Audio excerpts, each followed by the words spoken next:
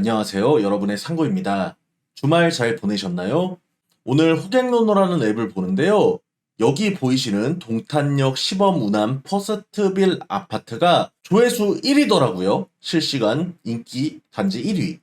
여기가 왜 전국에서 1위를 먹었을까? 저는 궁금해가지고 봤는데 25평 기준으로 5억 2천에 거래된 것이 아마 뉴스에 뜬 것 같아요. 그래서 작년 고점 대비 정확하게 반토막이 났거든요. 작년에 10억이 넘게 거래됐으니까. 정말 반토막 아파트가 생겼기 때문에 관심을 갖는 것으로 보입니다. 일단 저는 이 정도까지 내려온 가격은 저는 개인적으로 여기에 매수하신 분은 나중에 살다 보면은 익절을 하실 수 있을 거라고 생각을 하는데요. 이게 저점이라고는 보지 않습니다. 제가 이 동탄을 제가 조사를 해보니까요. 동탄에는 우포한이라는 것이 있습니다.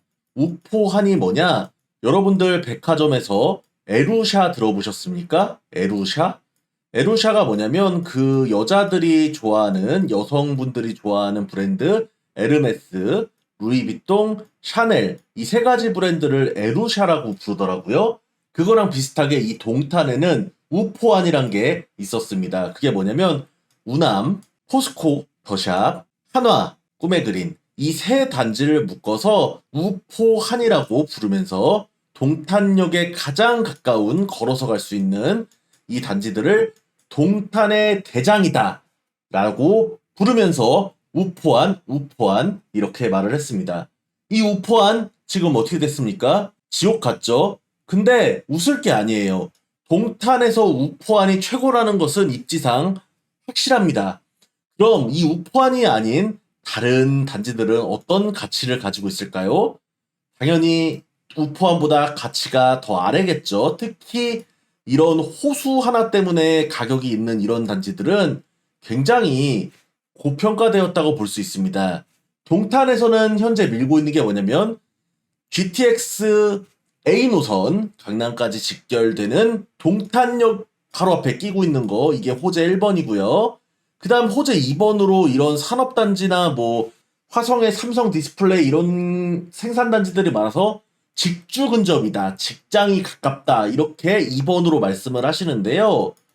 2번은 전혀 틀린 이야기입니다. 1번 동탄역은 맞는 얘기예요. 그래서 동탄역에 가까운 단지인 우포안이 1등은 맞습니다. 왜 2번 직주가 의미가 없냐? 저는 직주 근접, 그러니까 서울을 떠나서 서울 생활권을 포기하면서 지방으로 내려가려면 그러면 다른 연봉에서의 메리트가 충족되어야 그쪽에서 어떤 아파트 가격이 상승할 수 있는 요인이 된다고 보는데요. 그 연봉을 초봉 6천만 원으로 보고 있습니다.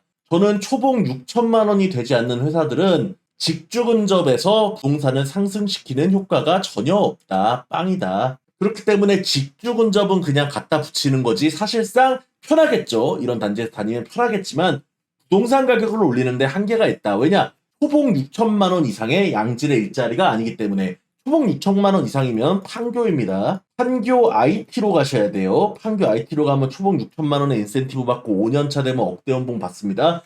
그래서 판교가 그런 고연봉자를 바탕으로 그 동네가 발달을 하고 학군이라든지 이런 게 형성되면서 어떤 아파트 가격 상승을 끌어올리는 그런 직주 근접으로서의 요인이 됐던 것이지 그냥 뭐 일반적인 이런 회사들이 있다고 해서 직주 근접이라고 보지 않습니다. 그러면 이 동탄이라는 동네는 무조건 이 동탄역에 목숨을 걸어야 하는데요. GTX로 강남을 빨리 가는 게 메리트죠. 그렇기 때문에 우포한이 1등이 맞고 나머지들은 좋지 않다. 그렇다면 우남이 이제 반값 아파트가 됐는데 이 가격에는 진입을 해도 되느냐? 저는 여기에 만약에 내가 살고 싶다. 내가 이 동네에 살고 싶다. 이 동네 직장이 있거나 이 동네 동탄역을 타고 강남으로 가고 싶다. 그런 분들은 지금 이 가격 우남 25평 5억 언저리에서는 매집을 해도 괜찮다는 의견입니다.